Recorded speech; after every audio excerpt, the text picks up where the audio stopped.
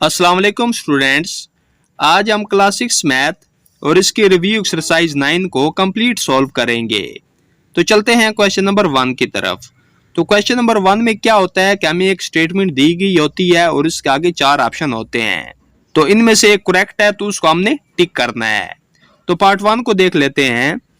A sphere is a 3-dimensional solid object it has। तो जो sphere होता है वो क्या है, वो 3 डायमेंशनल सॉलिड ऑब्जेक्ट है और वो रखता है 0 सरफेसेस, 0 एज, 0 वर्टेक्स। तो ये जो सी ऑप्शन है ना, इसको आपने टिक कर लेना है। तो स्फीयर तो आपको पता ही है कि जो गोल नुमा शेप होती है, बाल नुमा, ठीक है। तो उसकी जो सरफेसेस होती हैं वो नहीं होती, ठीक है, 0 होती हैं और एज भी 0 और वर्टेक्स भी 0। अब पार्ट 2 को देखें।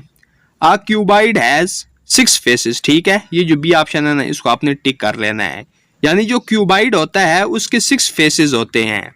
अब आगे पार्ट 3 को देख लेते हैं।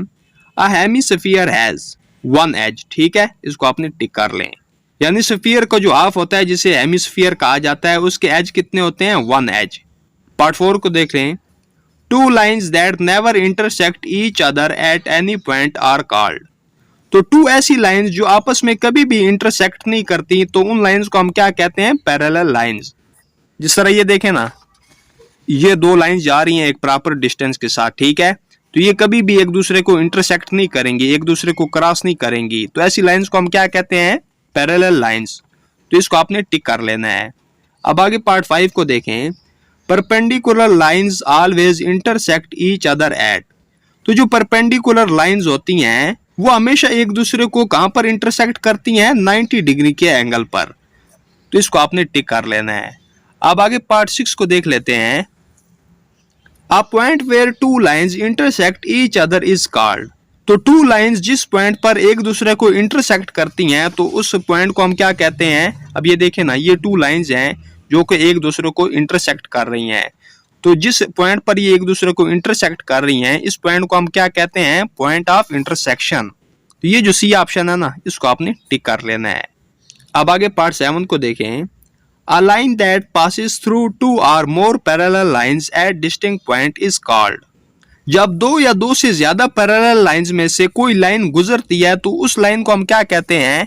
इस तरह ये देखें ना, ये 2 पैरेलल लाइंस जा रही हैं, ठीक है। तो एक लाइन इसको इंटरसेक्ट कर रही है, इनमें से गुजर रही है। तो इस लाइन को हम क्या कहते हैं, ट्रांसवर्सल। तो यहाँ पर ये जो बी ऑप्शन है ना, इसको आपने टिक कर लेना है। तो उस गुजरने वाली लाइन को हम क्या कहते हैं, ट्रांसवर्सल। अब आगे पार्ट 8 को देखें।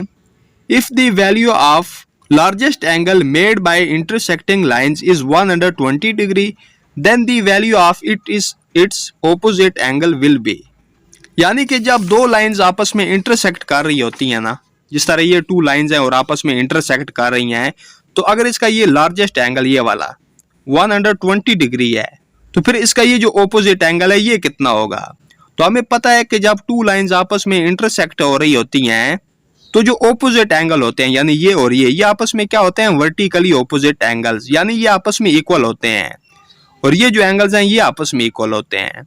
अगर ये वाला एंगल 120 डिग्री है तो फिर ये जो ऑपोजिट एंगल होगा ये भी क्या होगा, 120 डिग्री, क्योंकि ऑपोजिट एंगल्स आपस में इक्वल होते हैं। तो यहाँ पर भी यही पूछा जा रहा है, ठीक है। तो यहाँ पर ये जो 120 डिग्री है ना, इसको आपने टिक कर लेना है। यानी अगर एक एंगल 120 डिग्री है तो फिर उसका ऑपोजिट एंगल क्या होगा, वो भी 120 डिग्री ही होगा। अब आगे पार्ट 9 को देखें। Line that divides an object into 2 identical pieces is called. तो ऐसी लाइन जो किसी ऑब्जेक्ट को 2 एक जैसे पीसेस में डिवाइड करती हो, तो उस लाइन को हम क्या कहते हैं, मिरर लाइन, या उसको लाइन ऑफ सिमेट्री भी कहते हैं। अब आगे पार्ट 10 को देखें जो कि लास्ट पार्ट है। Number of times a shape looks the same in 1 full turn is called. तो किसी शेप को अपनी ओरिजिनल पोजीशन में लाने के लिए जब हम उसे रोटेट करते हैं ना, तो उस रोटेट करने की जो तादाद होती है उसे हम क्या कहते हैं, ऑर्डर ऑफ सिमेट्री। तो इसका ये जो डी ऑप्शन है ना, इसको आपने टिक कर लेना है। तो इसी के साथ हमारा जो क्वेश्चन नंबर 1 है ना, ये कंप्लीट हो चुका है। नेक्स्ट हम आ जाते हैं क्वेश्चन नंबर 2 की तरफ। तो क्वेश्चन नंबर 2 है हमारे पास, डिफाइन दी फॉलोइंग। तो इनको हमने डिफाइन करना है। तो देखिए ना, पैरेलल लाइंस है, नॉन पैरेलल लाइंस या intersecting lines, perpendicular lines, transversal, vertically opposite angles, symmetry, reflective symmetry, rotational symmetry. तो इन तमाम की जो डेफिनेशंस जो है ना वो आपको इसी सी जो नेक्स्ट पेज है ना यहाँ पर ये लिखा हुआ है समरी, यहाँ पर आपको इनकी तमाम डेफिनेशंस मिल जाएंगी। तो आपने यहाँ से स्टार्ट करना है, ठीक है, ये जो यहाँ से, ठीक है, ये किसकी डेफिनेशन है, पैरेलल लाइंस की। Two or more lines which extend in the same direction or remains the same distance apart are called parallel lines. तो टू ऐसी लाइंस जो प्रॉपर डिस्टेंस के साथ आगे बढ़ रही हो, ठीक है, यानी वो आपस में इंटरसेक्ट नहीं करती। जिस तरह फॉर एग्जांपल ये दो लाइंस हैं जो एक प्रॉपर डिस्टेंस के साथ आगे की तरफ बढ़ रही हैं। अब आप इनको जितने भी आगे बढ़ा दें तो ये आपस में इंटरसेक्ट नहीं करेंगी, एक दूसरे को क्रॉस नहीं करेंगी। तो ऐसी लाइंस को हम क्या कहते हैं, पैरेलल लाइंस। तो ये डेफिनेशन आपने याद रख लेनी है। अब आगे हमने किसको डिफाइन करना है, नॉन पैरेलल लाइंस या जो इंटरसेक्टिंग लाइंस होती हैं। तो उसकी डेफिनेशन ये वाली है, ठीक है, two lines that are intersecting each other at a single point are called intersecting lines. तो ऐसी लाइंस जो एक दूसरे को इंटरसेक्ट कर रही होती हैं तो उन लाइंस को हम क्या कहते हैं, इंटरसेक्टिंग लाइंस। इस तरह ये फॉर एग्जांपल ये दो लाइंस हैं जो कि एक दूसरे को इंटरसेक्ट कर रही हैं, तो इन लाइंस को हम क्या कहेंगे, इंटरसेक्टिंग लाइंस या नॉन पैरेलल लाइंस। अब आगे देखिए, अब आगे हमने डिफाइन करना है परपेंडिकुलर लाइंस को। तो ये देखिए, two lines that meet or intersect each other at right angle 90 degree are called perpendicular lines. तो ऐसी लाइंस जो एक दूसरे को इंटरसेक्ट तो कर रही होती हैं लेकिन जिस पॉइंट पर वो एक दूसरे को इंटरसेक्ट कर रही होती हैं वहां पर जो एंगल क्रिएट होता है वो क्या होता है, 90 डिग्री का, ठीक है। जिस तरह फॉर एग्जांपल ये टू लाइंस हैं जो कि एक दूसरे को क्या कर रही है, इंटरसेक्ट कर रही हैं। अब यहाँ पर जो एंगल बनेगा वो क्या बनेगा, 90 डिग्री। यहाँ पर भी 90 डिग्री, यहाँ पर भी, यहाँ पर भी। तो ऐसी लाइंस को क्या कहा जाता है, परपेंडिकुलर लाइंस। अब आगे देखिए, आगे है जी हमारे पास ट्रांसवर्सल।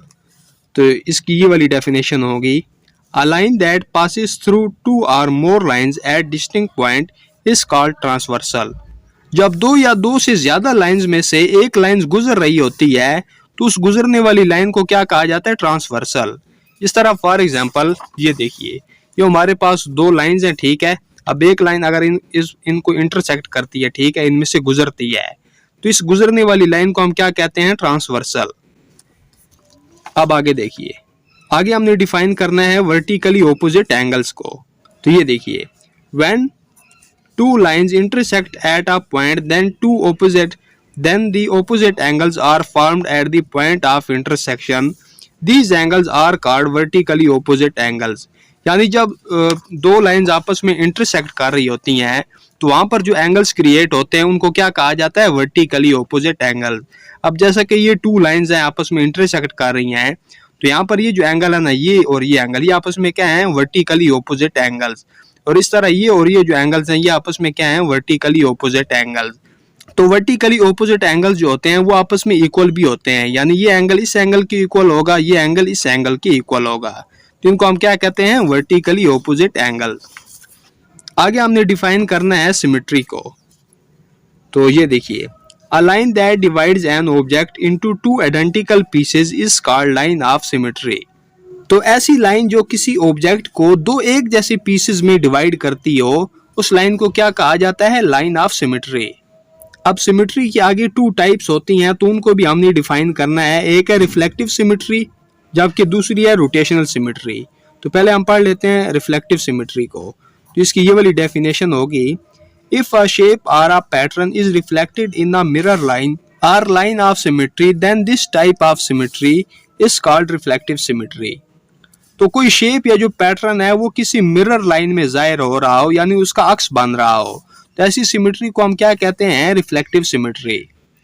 अब आगे देखें, if a shape is rotated about a point to another position and still looks the same then the shape has rotational symmetry.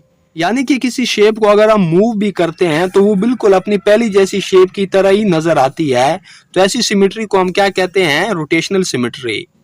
तो क्वेश्चन नंबर 2 में हमने इन्हीं चीजों को डिफाइन करना था जो कि हमने डिफाइन कर लिया, ठीक है। यानी कि हमने पैरेलल लाइंस को भी डिफाइन कर लिया, नॉन पैरेलल लाइंस या जो इंटरसेक्टिंग लाइंस होती हैं, इस तरह perpendicular lines, transversal, vertically opposite angle, symmetry, reflective symmetry और रोटेशनल सिमेट्री को भी हमने डिफाइन कर लिया। अब हम आ जाते हैं क्वेश्चन नंबर 3 की तरफ। तो क्वेश्चन नंबर 3 है differentiate between 2D and 3D shapes and give one example for each one. तो 2 डायमेंशनल शेप्स और 3 डायमेंशनल शेप्स के दरमियान जो फर्क है ना वो हमने बताना है और साथ में एक एक एग्जांपल भी इनकी देनी है। तो इसका आंसर आपको मिलेगा पेज नंबर 126 पर।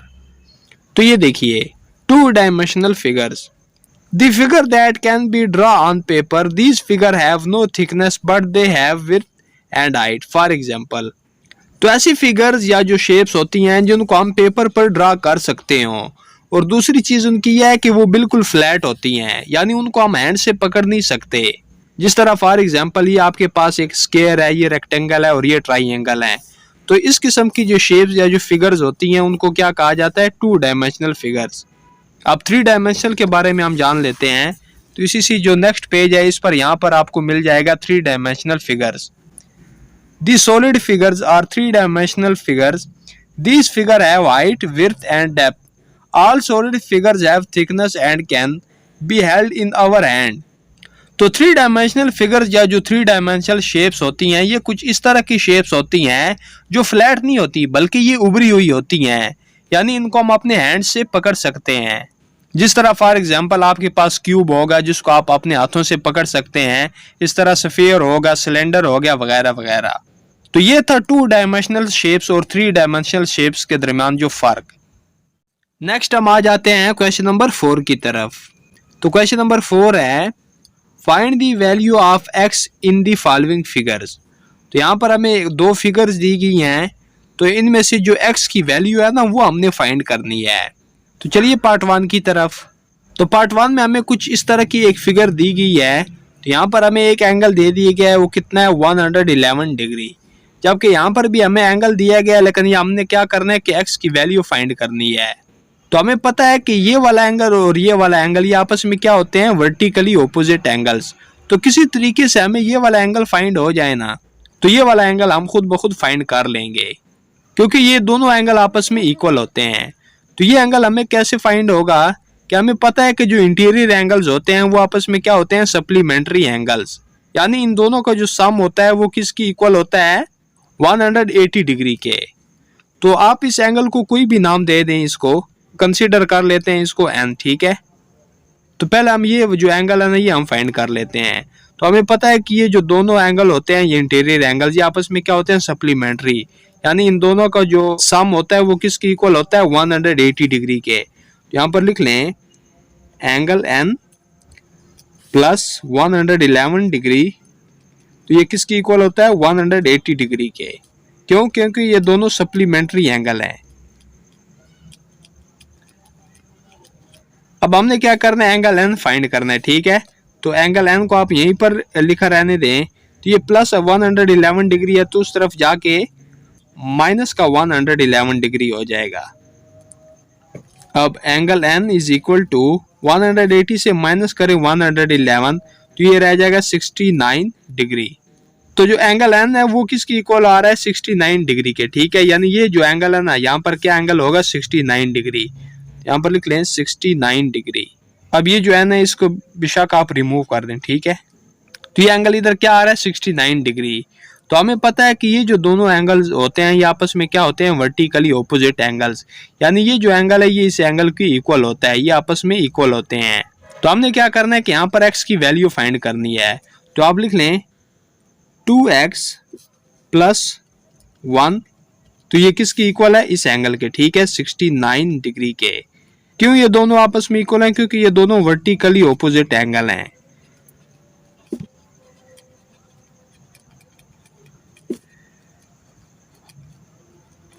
ये हमारे पास एक इक्वेशन बन रही है, तो इसको हम सोल्व करेंगे तो हमें x की वैल्यू फाइंड हो जाएगी।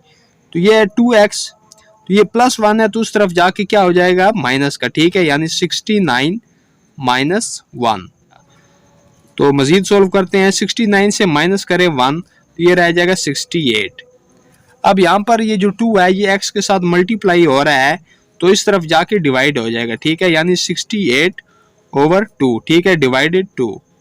तो 2 1 टाइम 2, 2 3 टाइम 6, 2 4 टाइम 8, तो ये क्या आ रहा है? 34। x is equal to 34। तो x की वैल्यू क्या आ रही है 34, तो यही हमने फाइंड करना था। अब अगर आप इसको वेरीफाई करना चाहते हैं कि यहाँ पर अगर 69 डिग्री एंगल है तो इस तरफ भी 69 डिग्री एंगल होना चाहिए, तो आपने क्या करना है कि ये जो आपने x की वैल्यू फाइंड किया ना 34, इसको आपने x की जगह पर पुट कर देना है, ठीक है। यानी यहाँ पर आपने लिख देना है 34, तो 2 को 34 के साथ मल्टीप्लाई करें तो क्या आ जाएगा 68, 68 में +1 यानी 1 ऐड करें तो क्या हो जाएगा 69। तो यहाँ पर हमने एंगल नहीं फाइंड करना बल्कि x की वैल्यू फाइंड करनी थी, जो कि हमने फाइंड कर ली है। तो यही हमारा आंसर होगा। तो इसी के साथ ये जो हमारा पार्ट 1 है ना, इसमें जो x की वैल्यू थी ना वो हमने फाइंड कर ली। तो पार्ट 2 को देख लेते हैं। तो पार्ट 2 में भी हमें एक फिगर दी गई है, तो यहाँ पर हमने x की वैल्यू फाइंड करनी है।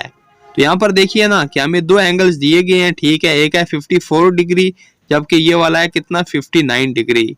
जबकि ये वाला जो एंगल है ना जिसको नाम दिया गया है x, ये हमने फाइंड करना है। तो किसी तरीके से हमें ये वाला एंगल फाइंड हो जाए ना, तो ये एंगल हम खुद ब खुद फाइंड कर लेंगे।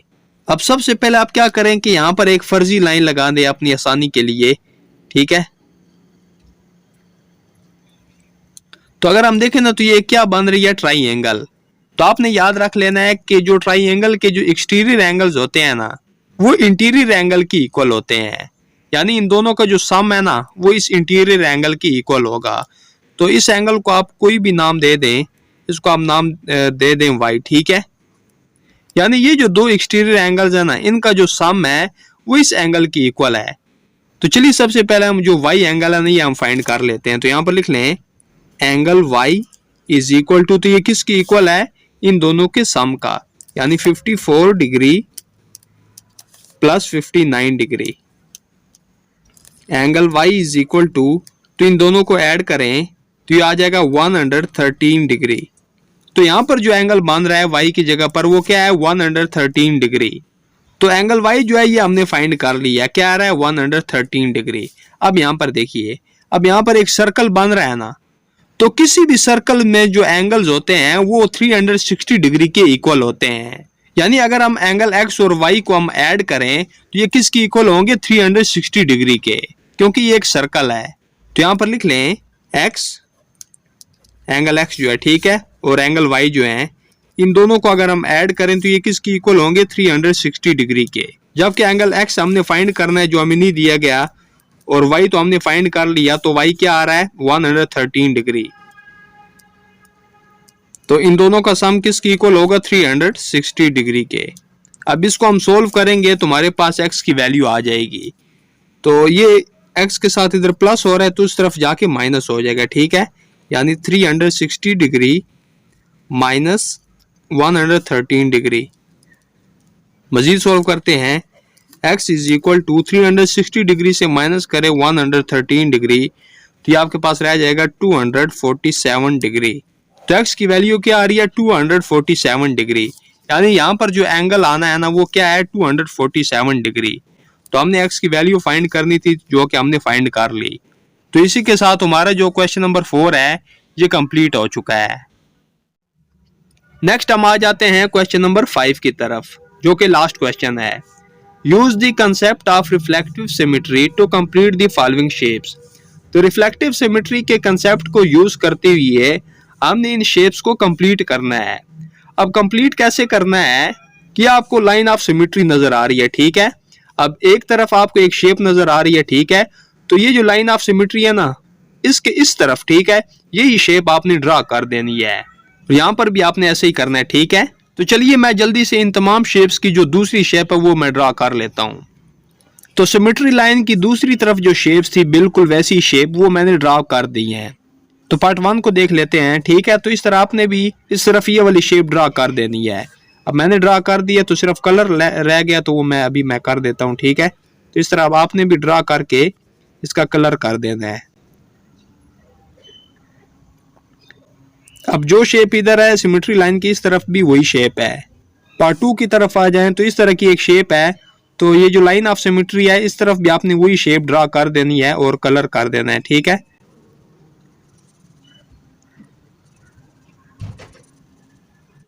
अब पार्ट 3 की तरफ आ जाते हैं। तो पार्ट 3 को देखिए, तो कुछ इस तरह की शेप है। तो लाइन ऑफ सिमेट्री की दूसरी तरफ भी आपने वही शेप ड्रा कर देनी है और उसमें कलर कर देना है। ठीक है, तो मैं ऑलरेडी ड्रा कर चुका हूं।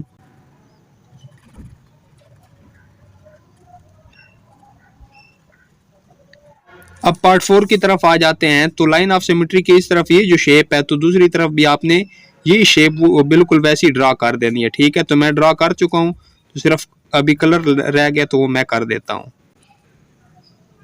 अब पार्ट 5 की तरफ आ जाएं, तो ये शेप आपने दूसरी तरफ भी ड्रा करके इसमें कलर कर देना है।